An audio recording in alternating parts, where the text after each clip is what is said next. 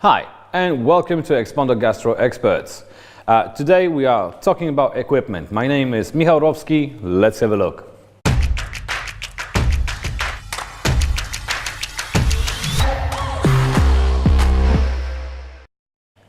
So, as always, the program is being streamed live, so I encourage you to use our live chat to ask questions, or you can send us an email on the address below. The more questions you ask, the better we will cover the subject. And today's subject is roller grills. Hot dogs is one of the most popular snacks in the world. And if you were on a petrol station or in a convenience store in the past 10 years, you probably noticed one of these. So I have two roller grills from Royal Catering on my workbench. So you have a 5 rods variant and a 7 rods variant. Of course, you can get them also slightly larger, so you can get them with 9 rods and with 11 rods. So because they're pretty much the same, let me just go through some of the details. So first of all, starting from the top, you have a sneeze guard made of tempered glass, so it's really robust. I had the pleasure of testing these devices the last 6 months. They were running in a studio the whole day, and well, I have to confirm the glass. It just took a beating because, yeah, well, we've been working around it, so it is quite robust, and well, I haven't seen any damage so far. So yeah, and it's transported separately in a separate box, so there's no way that it can come damaged to your place. Also, a good fact is that you can turn it around. So there's a possibility to mount it the other way around with the sneeze guard towards the controls, opening it up for your customers, so you can arrange it in 2 different ways. So you either well, block it from the customers and you serve the customers yourself, or you can get the customers to serve themselves. Which I've seen recently on a buffet, on a corporate event, and I found it is quite a cool solution because it literally takes moments. It is a foolproof device. It is really easy to operate, so you don't need to have a qualified person to do it. If you have tongs somewhere, at hand, people can just serve themselves with no problem at all. All you have to do is set the temperature, but we'll get to that in a second. So moving down, of course, it has a stainless steel housing, which is also quite robust, heat-proof, heat resistant and scratch resistant. So also easy to clean and maintain. So basically, you just wipe it down, and that's it. Talking about cleanliness, well, let's talk about rods first. So you have 5 rods. And you have 2 zones for heating. So if you notice, there's 2 knobs there to regulate the temperature.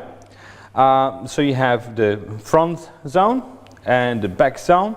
So this actually helps you to organize your workflow. What I've seen on petrol stations, what they do is basically they have the last 2 rods much hotter, and they use it for heating up the products.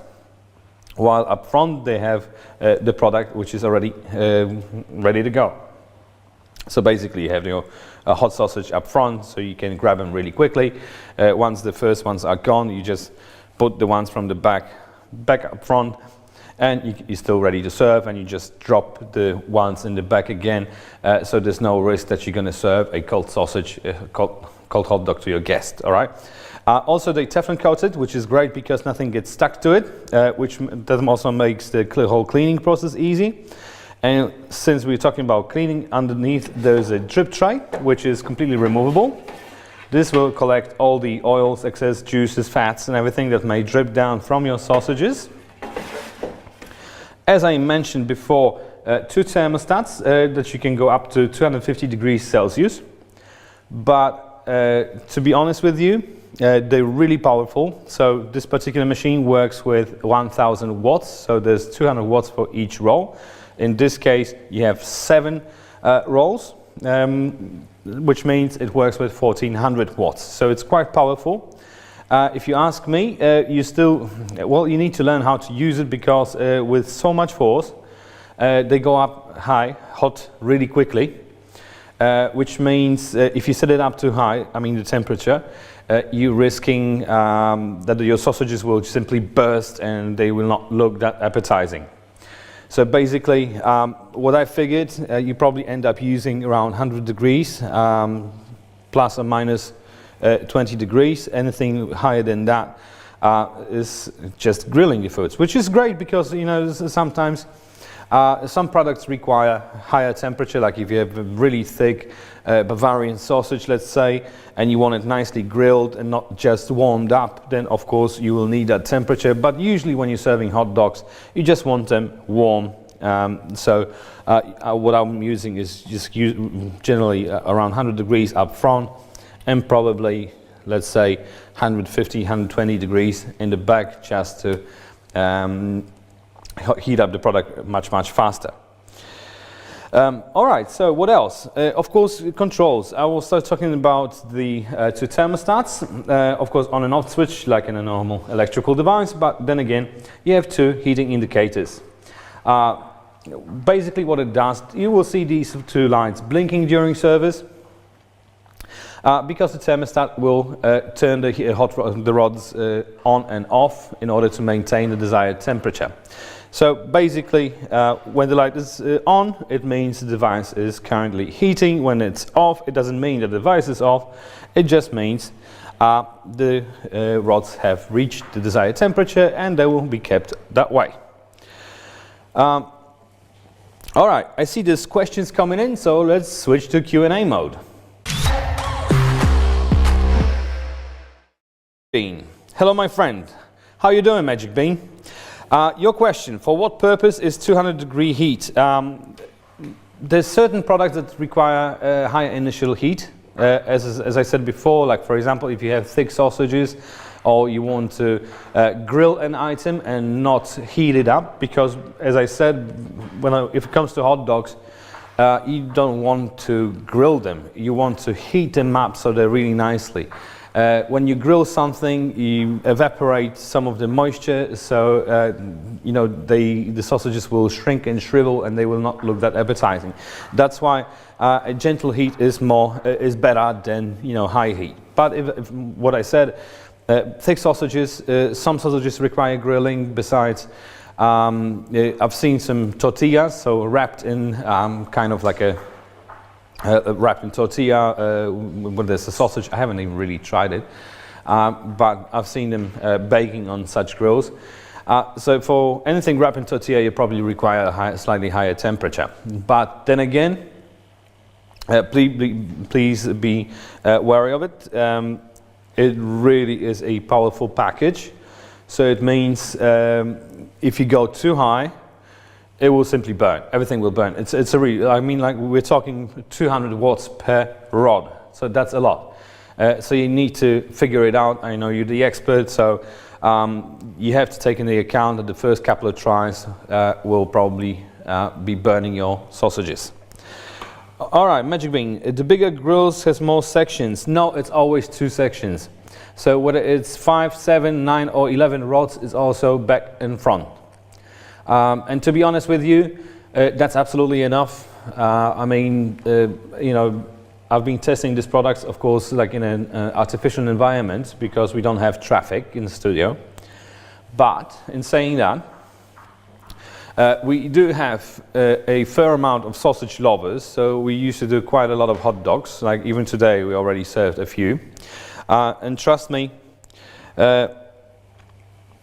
2 zones are absolutely enough. So just the initial heating zone and then the serving zone is absolutely fine. If there were more, I don't know if it's really useful. Well, I don't really, I never found use for a 3rd zone, like, you know, for instance, just to keep something at a different temperature. Like 2 are absolutely fine. Unless you don't want to make it dirty. So what I could recommend is just get the bigger device with more rods, as in like the 9-rod version or the 11 rods version. And in that case, you basically have more space to put your foods on. But generally, again, the first couple of rods are just to maintain a safe zone temperature, as in over 65 degrees, where the bacteria is dying. There's only 2. Is there any of 3 or more? Up to my knowledge, there is no grill with more than 2 zones. Whether it's from Royal Catering or from a competition, I've never seen a grill with more than 2 zones. All right, next question. What is the best temperature to keep warm of sausages for a long time? All right, so the best temperature is, as I said, above 65 degrees. So as you probably know, there's a safe zone or a danger zone. So below, the safe zone starts below 4 and going down, and above 65 degrees. So what happens is below 4 degrees, bacteria stops multiplying. Over 65 degrees, the bacteria is dying out. So the danger zone is between 4 and 65, and that's the temperature to be avoided. That's the temperature where bacteria is spreading and multiplying. So basically everything above 65 degrees, but as I said, not too high. So I would just keep it around, depending on the environment as well. If you have draft, if you're standing outside, or it's generally cold where you work, in that case you probably need to turn the temperature a little bit up. But generally, if we're speaking about room temperature, around 75 degrees is probably best, because when the sausage is turning, it will just keep at that temperature. Anything more than that, you're risking that your sausage or whatever you know grilling on that grill will shrivel and shrink, and it will not look appetizing. All right, Magic Bean. How to sanitize? This is actually pretty simple. Well, first of all, I mentioned the whole thing is made of stainless steel, very robust glass and Teflon coated rods. So to clean it, it's very easy. Of course, the drip tray you can take out. Once the device is cooled down, you turn it off. Remember, it's an electrical device, so whenever you use moisture, as in a wet cloth or even damp, you should turn it off and disconnect it from a power source. All right, outside wiping down, inside, I mean, like what I've seen people actually do in order to sanitize it, on a turned on grill, they turn down the temperature just so it's cooled down, they spray it with a sanitizer, and they just keep the cloth on top, and this will just evenly spread the sanitizer across the bars. All the rest, as I said, just disconnect it to make sure, wash it with soapy water, and once in a while it needs sanitizing, as in just spray it down with a sanitizer spray. So some of the sprays you need to wipe down, some of them you don't, so it's up to what you actually have to work with, and just read the label. All right. Anything else? No more questions so far, but let me just quickly go through one more thing. There is actually something I want to show you. Let me just turn the device the other way around. There you go. A cool fact is, of course, that's the ground, that's where you plug in the power cord, and that's where the fuse sits. So every time, well, actually quite frequently I get asked about the fuse, and people are saying, oh, that's a bit suspicious that the producer gives you an extra fuse. It means the fuse will go off very quickly. The truth is, however, that these devices, like when they're operating on a petrol station, let's say, a petrol station is working through 24 hours a day, 7 days a week, and you turn it on once and it keeps running. So you do not turn the device off all too often, only for cleaning. So it runs the whole day, 24 hours, nearly non-stop. So the thing is, it's actually a very good thing that the producer gives you an extra fuse, and that the fuse is easily accessible. So it's just like a screw. You just unscrew the cap, and the fuse is inside. Of course, it's a very standard fuse that you can get in any electrical shop or hardware store, but it's great that you're getting two already in this set. All right. So I see there's another question from Magic Bean. How big distance should be from the vent? It's actually cool you mentioned it. So you've noticed the vents are on the sides. The producer states it should be around 10 centimeters on each side to allow proper ventilation.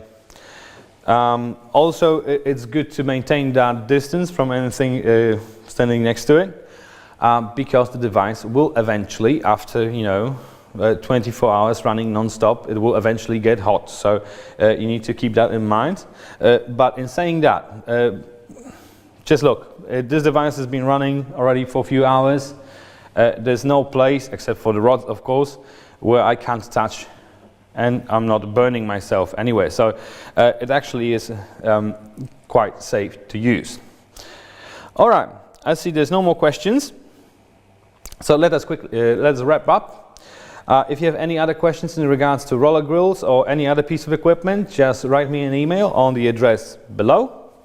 I will try and send you a response as quick as I can. If there's too much on one particular subject, I will try and make another episode of this show. For now, however, I thank you very much for your participation. Thank you very much for watching, and I hope I see you next time.